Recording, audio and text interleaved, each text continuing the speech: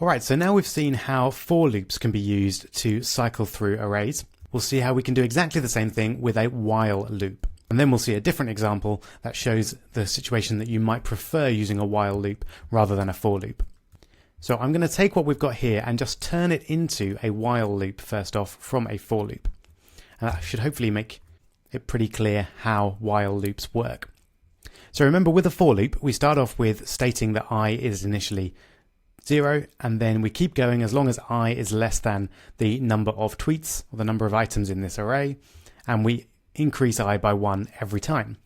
So to do that with a while loop, we would set I to be 0 outside the loop this time, and then we get rid of our for instructions and replace that with a while, and then all we state in the definition of our loop is the condition for the while loop to continue. So while I is less than, and again, tweets dot length. So this will now keep going as long as I is less than tweets dot length. What we don't have yet is an instruction to increase I by 1 every time. And that is now a complete while loop, which will do exactly the same thing as the for loop that we had before. So let's just check. Yep, there we go. We get exactly the same output, but you can see the logic is a little bit different.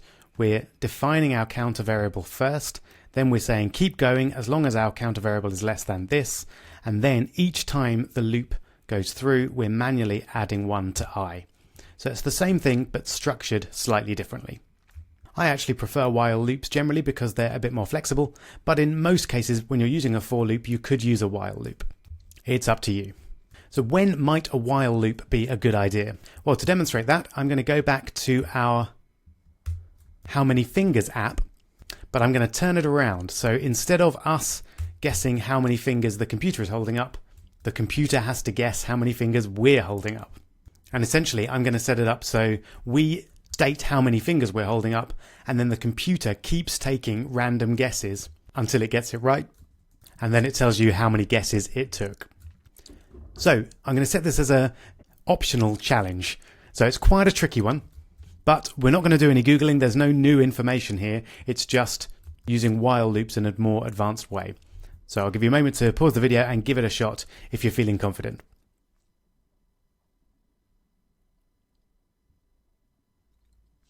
All right, I hope that went well. Don't worry if it didn't, it was a tricky one, as I said.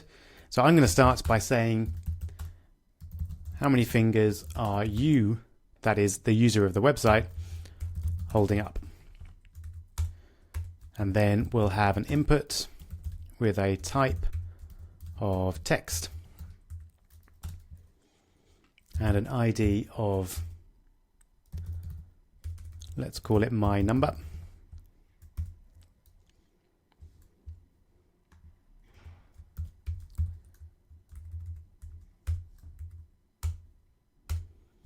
And then a button that says guess. And we'll give that an ID of guess. That's it. So the idea is that we'll say 3 and then the computer will have to guess. So as usual, we want the action to commence when the guess button is pressed. So we'll set that up, document.getElementById, guess, and then we want to add an onClick to that, which is our usual function, and then curly brackets. And then I'm not going to do a check immediately this time because I'm pretty confident about that, but I'll set up a variable, my number, which is going to equal whatever the user has entered. So that's going to be document.getElementById, and the ID is my number, and we want the value of that, as we've seen before. And I'm just going to alert my number, just because I don't want to do too much before we know that everything's set up okay. Brilliant. That's looking good. So now we're going to get the computer to choose a random number between 0 and 5. So we've done this before. So we'll call this guess, and that's initially going to be math.random. Then we multiply it by 6. And then we use math floor to make it a whole number between 0 and 5. All right, then we want to do a check to see if the computer got it right. So if guess is equal to my number, then the computer got it right. So for now, I'm just going to put a little comment in there saying computer is correct, else computer is wrong. So what we want to happen is we want this to go on and on and on until we get to here. The computer is correct. And then we want to tell the user how many goes it took. So what I'm going to do is set up a variable called gotIt. And this is going to be a new type of variable that we haven't seen before, which is called a Boolean. And a Boolean variable is either true or false. So initially, gotIt is false because the computer hasn't got it yet. And then when it has got it, we'll set gotIt to true. So this is the clever bit. We're going to keep going as long as gotIt is false. And we're actually going to keep doing all of this until gotIt is no longer false. So let's indent that so that we can see this is all part of the while loop. So remember, the computer gets it at this point if guess is equal to my number. So at this point, we will set gotIt is equal to true. And we also want to alert gotIt. And now if they're wrong, we want to just add 1 to the number of guesses so that we know how many guesses the computer has had. So let's set that number of guesses. So we'll start off at 1 because it's going to take the computer at least 1 guess. And then if the computer gets it wrong, we'll add 1 to the number of guesses. So take a moment just to see the logic of this. As long as gotIt is false, we're going to go round and round. Oh, in fact, there's a slight problem there because I closed my curly bracket. Yep, that's better.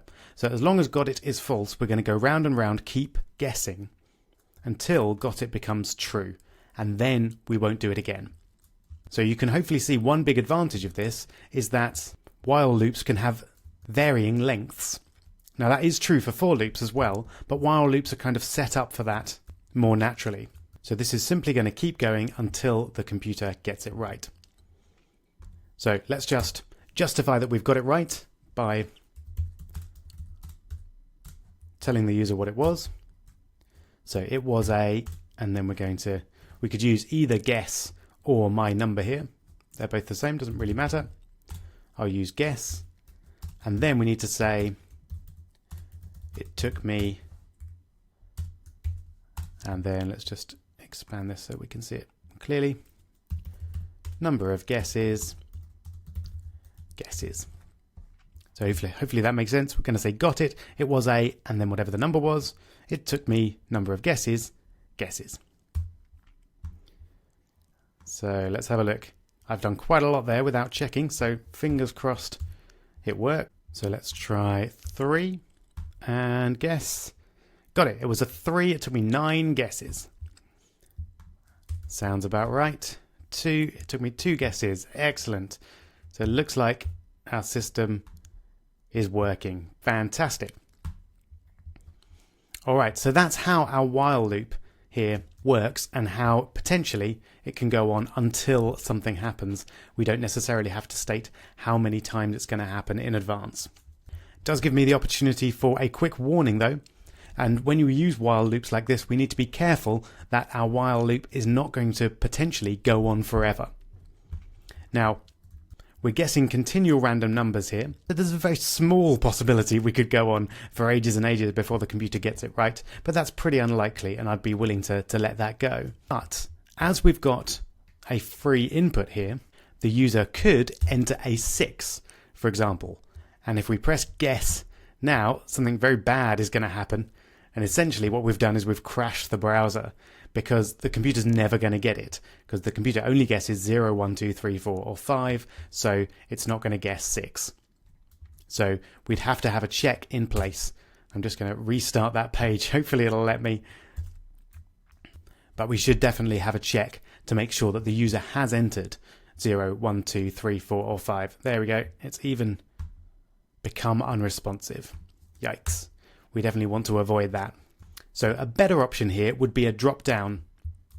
So my final challenge for you for this video is to change the input to a drop down or a select, which only allows the user to enter 0, 1, 2, 3, 4 or 5.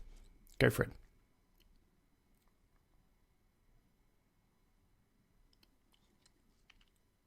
All right, I hope you remembered how to do it. I have actually realized that I've forgotten to close the paragraph as well, so let's do that. So instead of an input, we're going to have a select. The ID will remain the same, but then we'll have our options. So we've got 0, 1, 2, 3, 4, 5. Let's put those in.